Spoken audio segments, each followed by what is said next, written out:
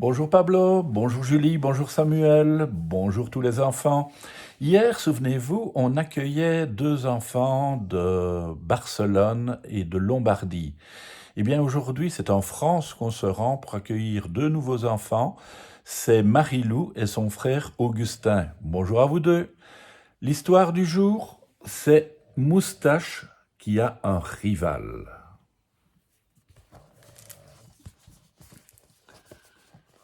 Ce matin, Médor fait sa sieste dans la grange au grain. Il attend Moustache, parti à la chasse aux souris. Son ami revient, bredouille. Mais où sont-elles donc toutes passées, se plaint Moustache. Tu devrais demander à Chef, le nouveau chat du meunier. Il les a sans doute toutes attrapées. Il paraît qu'il est très doué. Moustache, vexé, se rue vers le moulin. Qui est donc ce chat qui lui pique toutes ses souris? Un bruit le fait sursauter. Vite! Il se cache derrière un sac de farine et observe sans bruit. Chef saute sur l'aile la plus basse du moulin. Puis, d'aile en aile, il se retrouve en un éclair sur le toit. Les rayons du soleil se reflètent sur son collier métallique. Waouh! Moustache en reste baba.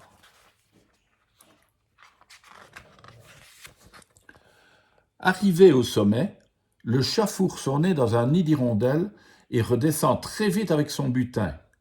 À le voir, cela ne semble pas difficile. Il est vraiment très agile. Moustache est piqué dans sa fierté. Lui aussi doit y arriver.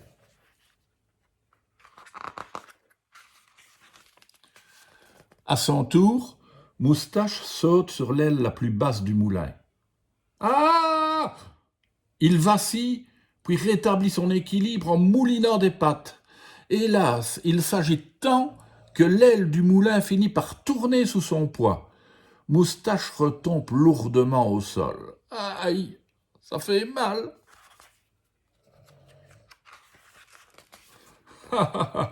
Rigole Chef, qui l'observait à proximité. Quel chat maladroit tu fais. C'est ça que tu cherchais? Il lui lance un œuf qui s'écrase en omelette devant lui.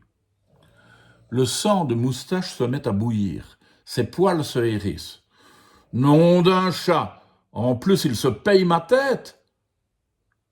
Chef continue de le bombarder en riant. Moustache crache et se sauve en courant.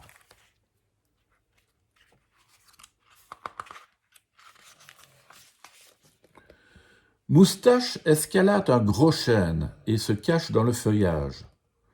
Son cœur bat encore à toute vitesse. Je le déteste, pense-t-il, rempli de colère.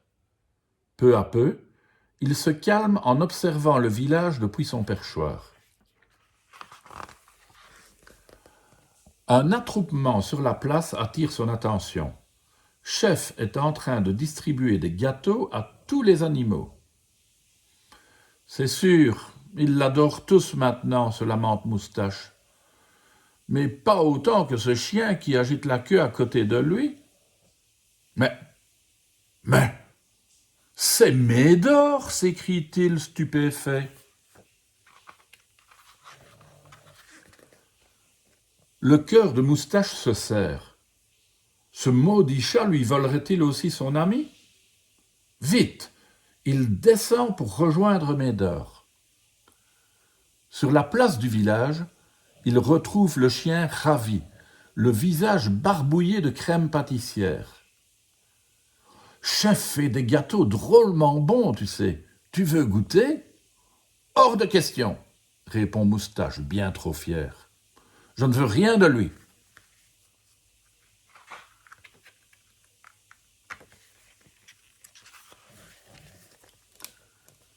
Moustache rentre à la ferme furieux.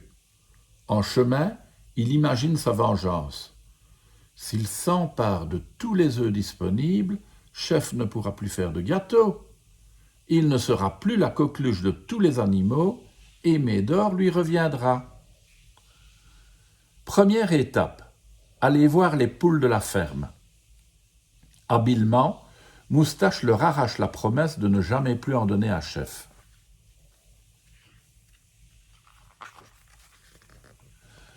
À la nuit tombée, Moustache passe à la deuxième étape.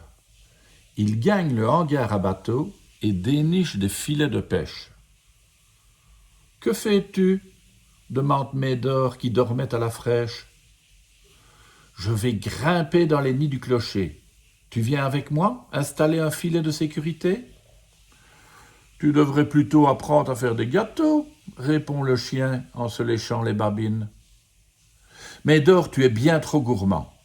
Allez, viens avec moi. » À contre-cœur, Médor suit Moustache vers l'église. Son clocher abrite quantité de nids de tourterelles et probablement les derniers œufs disponibles. Moustache se trouve très malin. « Chef va faire une drôle de tête !» Non sans mal, les deux compères installent les filets dans le clocher. Épuisé, Médor se couche pour une petite sieste. « Eh, ce n'est pas un hamac !» râle Moustache.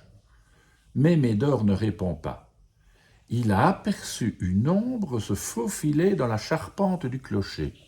« C'est Chef !» s'écrie-t-il.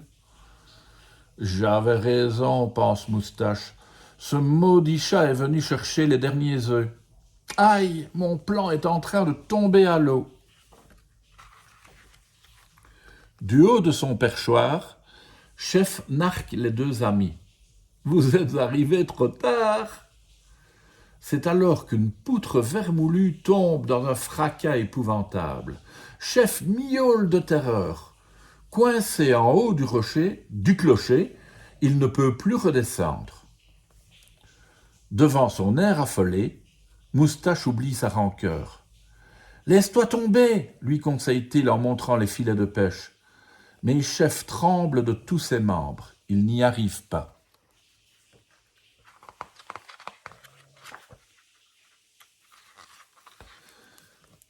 Jamais à court d'idées, Moustache saute sur les filets et s'en sert comme de trampoline. Il rebondit une première fois, pas assez haut. Il rebondit une deuxième fois, trop haut.